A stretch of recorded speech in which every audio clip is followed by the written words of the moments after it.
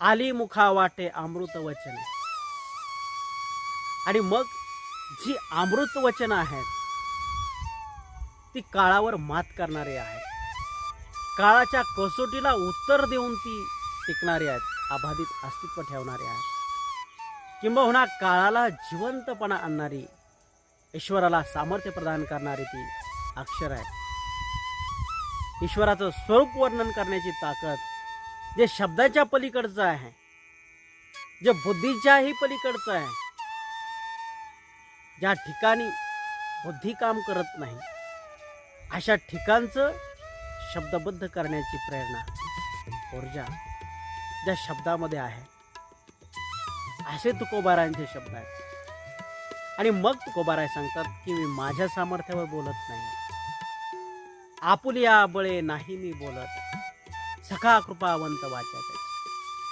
मी माझ्या तोंडातून ते पडलेले असतील तरी माझं मुख, माझं संपूर्ण जीवन त्या ईश्वराला अर्पण केलेलं आहे. तेव्हा माझी उणीव असो की सामर्थ्य असो, हे त्या ईश्वराचं झालेलं आहे. आणि इतक्या समर्पणामधून जे काही व्यक्त झालेले आहे तुकोबाराय, ते तुकोबाराय सांगतात की मी माझ्या सामर्थ्यानं बोलत नाही, माझ्या प्रगल्भतेनुसार मी बोलत नाहीये. सगळं काही बोलवणारा तो परमात्मा आहे. ती वाचाच पिकली हे वाचा रामनाम. त्या भगवंताच्या नामस्मरणातून हे प्रकट होतं. परिणामी हे प्रकट होणार त्या भगवंताचं. साळुंखी गोड शब्द बोलते, आवाज तिचा आहे, परंतु तिला ज्ञान देणारा, तिला प्रशिक्षण देणारा, प्रशिक्षित करणारा, तिला त्यासाठी प्रेरणा देणारा, शिकवणारा कोणीतरी वेगळाच आहे. साळुंखी मंजुळ बोलत सेवानी, शिकविता धनी वेगळाच. ती साळुंकी वेगळी आहे आणि शिकवणाराही वेगळा आहे, परंतु शिकवणाऱ्याचे शब्द ती साळुंकी बोलत आहे. अगदी त्या पद्धतीनं मी बोलण्याचं काम करतोय, परंतु मला प्रेरणा देण्याचं, माझ्या बुद्धीमध्ये ज्ञान देण्याचं काम हा पांडुरंग परमात्मा करतो. तुकोबारांच्या जीवनात जर बघितलं तर नामदेवे केले स्वप्ना माझी जागे, सवे पांडुरंगे येऊन या. मग ही स्वप्नाचं स्वरूप नक्की असेल कसं? आणि या स्वप्नामध्ये येऊन काय केलेलं आहे? तर तुम्ही कवित्व करावं, ते काम सुरू करावं. स्वप्नात आल्याच्या नंतर तुकोबांना जी काही प्रेरणा मिळाली स्वप्नामध्ये, नामदेवांनी दिलेली प्रेरणा, मग ती प्रेरणा नक्की अभंग कसे सुचलेले आहेत? कृपा ही बुद्धीवर झाली तुकोबांच्या. त्या बुद्धीनं संपूर्ण विश्वाचा, पूर्ण शरीराचा, मनाचा ताबा घेतला. आणि मग अधिकाधिक या समाजाप्रती असो किंवा या विश्वाप्रती, निसर्गाप्रती संवेदनशील भावना तुकोबांची झाली. विश्व जाणून घेण्याची उत्कंठा निर्माण झाली, चिकित्सक वृत्ती निर्माण झाली. परिणामी प्रत्येक गोष्टीकडे मोठ्या उत्सुकतेनं बघितलं. त्यातलं मर्म काय आहे, तथ्य काय आहे, सत्य काय आहे, सार काय आहे, हे जाणण्याची विवेकी बुद्धी निर्माण झाली. आणि मग जे लोक मस्त मजेमध्ये फिरत आहेत, काही दुःखात खिचपत पडलेले आहेत, त्यांची नक्की अवस्था कोणती आहे? अवस्था विरहित, देशकाळ विरहित समाज धुंदीमध्ये बेधुंद होऊन जगतोय. आणि अशा समाजाला प्रेरणा जर द्यायची जर असेल तर या समाजाचं परिपूर्ण आकलनाशिवाय हे शक्य नव्हतं. म्हणून बुडता हे जन ना देखवे डोळा, हे बघितलं, हे बुडत चालले आहे. यांना काय आपण करतो हे कळत नाही आहे. मग या बुद्धीनं, तर्कानं, विचारानं, चिंतनानं आणि त्या चिंतनाला प्रगल्भ करण्यासाठी तितकं संवेदनशील अंतकरण तुकोबांचं या पांडुरंग परमात्म्याच्या आणि संतांच्या कृपा आशीर्वादानं निर्माण झालं. आणि परिणामी जी बुद्धी, जी संवेदना पांडुरंग परमात्म्याकडून जगद्गुरु तुकोबारांना प्राप्त झाली, संतांच्या कृपेनं प्राप्त झाली. मग तुकोबारांचं जीवन जर बघ तर अधिकाधिक संघर्ष कशासाठी आहे? जाणण्यासाठी आहे. भांडत बसलेले नाहीत तुकोबार आहे, जाणण्यासाठी ती जागृती आहे, जाणून घेण्याची उत्कंठा आहे तुकोबारांच्या जीवनामध्ये.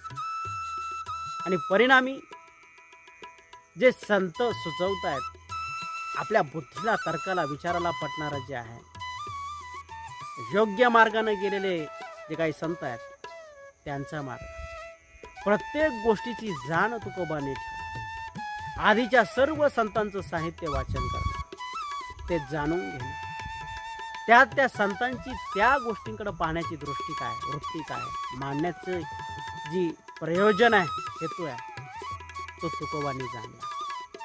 आणि मग पुढील जे काही आपण कार्य करायला पाहिजे ते कार्य तुकोबांनी. आणि एकंदरीतच या परिस्थितीमधून जो निर्माण झालं साहित्य, ती तुकोबांची आहे. ती तुकोबांच्या असंख्य अनंत अभंग राशी आहे. आणि इतकं असताना सुद्धा तुकोबाराय सांगतात की हे विश्व इतकं व्यापक आहे, ईश्वराची कृपा तुकोबारांची इतकी व्यापक आहे की त्या कृपेच्या समोर तुकोबाराय सांगतात की मी पामर आहे आणि मी काय बोलावं, काय म्या पामरे बोलावे उत्तरे. माझं सामर्थ्य नव्हतं. तुकोबाराय आहे त्या परिस्थितीमध्ये ईश्वर स्वतः भेद जरी करत असतील, कारण की भक्ती आहे, तिथं तुकोबाराय भेदच करतात. स्वतःचं अस्तित्व काय हेही ते जाणतात. परंतु भक्तीमधली जी काही लीनता आहे, दारिद्र्य नव्हे लीनता, भक्तीमधलं जे काही समर्पण आहे, परिपूर्ण ज्ञान झाल्याच्या नंतरचं भक्ती आणि त्यातलं समर्पण, यातून तुकोबाराय सांगतात की माझ्यावर त्या भगवंतानं कृपा केली, परी त्या विश्वंभरे बोलविले. आणि तुकोबाराय सांगतात की मी तर सर्वसाधारण आहे, परंतु माझ्या मुखातून इतक्या गोष्टी आल्या, इतकं सगळं प्रकट झालं. आली मुखा वाटे अमृत वचने, उत्तीर्णता येणे नव्हे जन्मे. अख्खं आयुष्यभर पुरेल, अनेकांच्या आयुष्याला प्रेरणा देईल इतकं ज्ञानाचं भांडार तुकोबांच्या मुखातून असंच आलं नाही. किंवा माझंही ते सामर्थ्य नव्हतं. मी तसा जर विचार केला तर पांगळाच होतो, तसा जर विचार केला तर मी आंधळाच होतो, तसा जर विचार केला तर मी बुद्धिहीनच होतो. हिडन मिनिंग सांगतो यातला लपलेला अर्थ. परंतु त्या परमात्म्याची जी दृष्टी आहे, जी कृपा आहे, या संतांची जी वृत्ती आहे, कृपा आहे, ती माझ्यावर झाली. आणि परिणामी पांगळ्या व्यक्तीला पाय देणं म्हणजे आहे ती पांगळी व्यक्ती त्याला पाय आर्टिफिशियल जर बसवलाय जयपूर फोर्ट, तर ती व्यक्ती त्या पद्धतीनं जशी गरज आहे तसे अटॅच होऊ शकतात.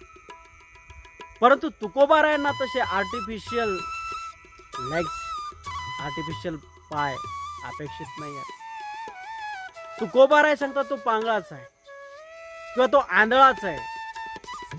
बघण्याची दृष्टी त्याची नष्ट झालेली जरी असेल, जाणण्याची दृष्टी अधिकाधिक प्रगल्भ व्हावी यासाठी त्या पांडुरंगानं कृपा केलेली आहे.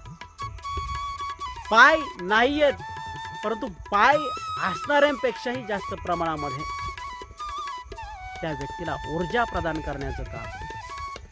आजही पाय नसणारे माणसं रनिंगमध्ये एव्हरेस्ट शिखरावर जाण्यापर्यंत अनेक प्रकारच्या क्रीडा प्रकारामध्ये ज्या व्यक्ती आहेत,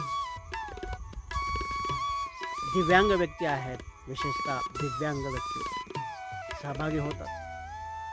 मग त्यांच्याकडे तो विशिष्ट अवयव नसेल, परंतु तो अवयव असणाऱ्यांपेक्षाही जास्त प्रमाणात ऊर्जा त्यांच्याकडे असते.